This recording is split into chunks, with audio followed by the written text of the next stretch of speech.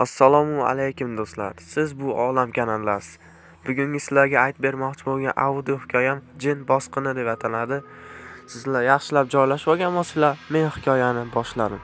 Yana bolalar aytgancha bu videoni, bu hikoyani 16 yoshdan kichik bo'lgan bolalar ko'rishi taqiqlanadi. Agar sizlar qoidalarga rioya qilgan bo'lsanglar, men hikoyani boshladim. Bu voqea 2021-yilda sodir bo'lgan. O'shanda chamasi 17 yosh edim. Va men tog'am bilan yashardim. Tog'amning kattagina fermasi bor edi. Biz yerda har kun ish qilardik.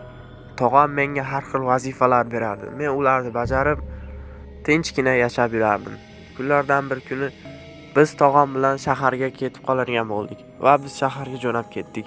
Shaharga borganimizda esa bizni iliq kutib olishdi. Biroz vaqt o'tgandan so'ng tog'am menga aytib qoldi. "Ey, Sardor, bu yoqqa kel" dedi. Men esa tog'amga qarab, "Ha tog'a, nima xizmat menga" dedim. Tog'am esa, "Sen fermaga borib kelishing kerak" dedi. "Nimaga?" dedim. Tog'am uyda kalitini tushirib qo'ygan ekan.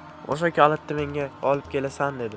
Men esa, "Ha mayli, hech narsa emas, hozir taksi ushlayman, fermaga borib kaltingizni olib kelib beraman" dedim. Tog'am, "Faqat tezlash, yerda ehtiyot bo'lgin-a" dedi. Men, "Ha mayli, nima ham bo'lardi menga, har kun yashayman-ku" dedim. "Men ogohlantirdim seni" dedi. Men esa taksiga chiqib, ferma tomon yo'l oldim. Fermaga yetib kelgach, kalitni qidira boshladim. Uyga kirdim, hamma yo'lni qidira boshladim. Kalit yo'q. Keyin esa tog'amga qo'ng'iroq qildim. "Tog'a, men kalitni topolmayapman" dedim. Tog'am, "Yaxshiroq qara, balki dalani o'rtasida tushib qolgandir. Men boya o'sha yerda ish qilgandim. Yaxshi dalani qara" dedi. Men ham mayli qarab ko'raman dedim.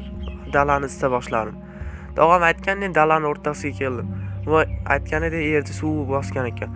Oyog'imga biroz loy botdi va kalitni ham topdim. Va orqamga endi qaytaman deganimda bir nima shipillab o'tib ketdi. "Bu nima ekan" dedim. Va sekin o'sha joyga bordim. Hech narsa yo'q.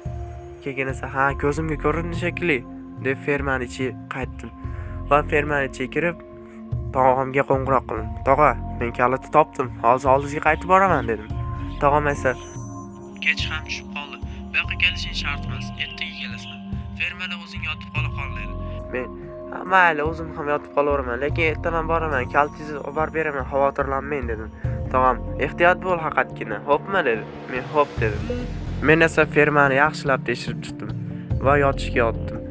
Keyin yotgandim, aynidan nimadir o'tganga o'xshadi. O'rnimdan turdim.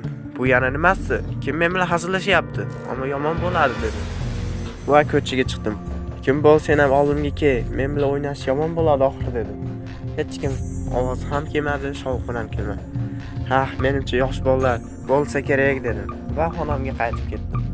Xonamga kirganimdan so'ng chuqur uyqu kela boshladi va men uxlashga yotdim. Ko'zim ilinib qoldi. O'rnimdan tursam soat 3. "Jin ursin, men uxlab qolibman" dedim va o'rnimdan turdim. Sekin hamma yo'lni tekshira boshladim va tashqariga chiqdim. "Hali yosh bola ketdimikin-a" deb. Keyin ko'zimga nimadir ko'rindi. U dala tarafda edi. Men dala tomon yura boshladim. Nimadir juda yaltirardi. Ichimda, "Bu nima ekan-a? Balki yosh bolalarda navbatdagisi hazilidir. Mayli, tekshirib ko'raman" deb u tomon yura boshladim. Va uni oldiga yaqinlashay deganimda nimadir ichimda g'ulg'ula solib turardi.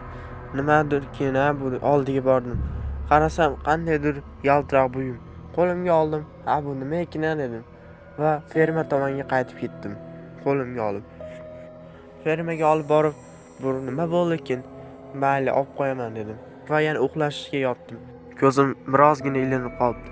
Keyin qo'rqib uyg'onib ketdim. Orqalarda kimdir sindirib bordi. Men u tomonga darhol bordim va qarasam aynak singan, lekin yerda hech kim yo'q edi. "Ha, yaramas bolalar, men sizlarni ertaga yomon qilaman" dedim. Keyin esa aynakni shisha bo'laklarini yig'a boshladim. Yig'ib axlatga tashlayman deganimda ko'zimga nimadir ko'rina boshladi. Qop-qora, boshda shoxlari bor, menga yaqinlashib kelardi. "Bu nima bo'ldi ekan? Bu yerdan tezroq ketish kerak" degancha xonamga qaytib ketdim. U esa orqamdan degancha oldimga yaqinlashib kelardi. Men esa qo'rqib ketdim va tezda tog'amga telefon qilishga kirishdim. Tog'am telefonni ko'tarmadi. Albatta soat 3:30 da birov telefon qilsa ko'taramidi dedim. va eshikni mahkam qulflab, eshikka tirab turib oldim. Hozir kelsa, aniq meni o'ldirishi mumkin. Bu yana nima bo'ldi? Jin ursin dedim. Va aynet tomonga ko'zim tushdi. U menga qarab turardi. Ko'zlari qizil, olovdek yonib turardi. Va menga qarab, "Baribir men seni tutaman" dedi. men esa ko'zimni qattiq yumib oldim va kravatimga borib yotib oldim. Keyin esa eshik taqilladi. Men darhol o'rnimdan turdim va eshik tomonga yaqinlashdim. U eshikni tepar, sindirib yuboray deb qattiq tepib yuborardi. Men eshikni qattiq turib oldim va eshikni och degan ovoz eshitildi. Men esa yo'q degancha qattiq tirab turardim. Va birozdan keyin u eshikni buzib kirdi va men 2 metr nariga uchib ketdim va meni oldimga kelib bo'g'a boshladi. Men esa vahimada, "Mendan nima xohlaysan? Kimsan o'zi?" dedim. Bu esa indamasdi va meni ko'tarib bo'g'ib tashladi. Keyin esa men tilimga kelgancha kalima qaytarardim va birpasdan so'ng u yo'q bo'lib qoldi va men yerga yiqildim. Bu yana nimasi bo'ldi? Tezroq bu yerdan ketishim kerak deb tog'amga yana qo'ng'iroq qildim. Bu safar tog'am bo'sh yerga o'tardi. "Alo" dedi. Men esa, "Tog'a, bu yerda nimadir bo'lyapti. Meni kimdir bo'g'di" dedim. Tog'am, "Nima balo, jinnimisan? Yot ertaga kelasan. Bir kun yolg'iz qoldirsam shumi ahvol" dedi. "Tog'a, men aldamayapman, rostdan aytibman sizga" dedim. Tog'am esa ishonmadi. Keyin men 102 raqamiga terdim va meni qutqarishlarini so'radim. Birozdan so'ng militsiya xodimlari meni joyimga yetib kelishdi va mendan so'rashdi. "Nima bo'lyapti sizga" dedi. Men bo'lgan voqeani ularga tushuntirib berdim. Tabiiyki, ular ham ishonmadi va meni mahkamaga olib ketishdi. Shu bilan bugungi hikoyamiz o'z nihoyasiga yetdi. Sizlarga yoqqan bo'lsa, like, obuna bosishdan chiqmasin. Kanalimizda yangilar obuna bosib qo'yamiz. Bundan-da qiziq videolar, qo'rqinchli hikoyalar hali oldinda.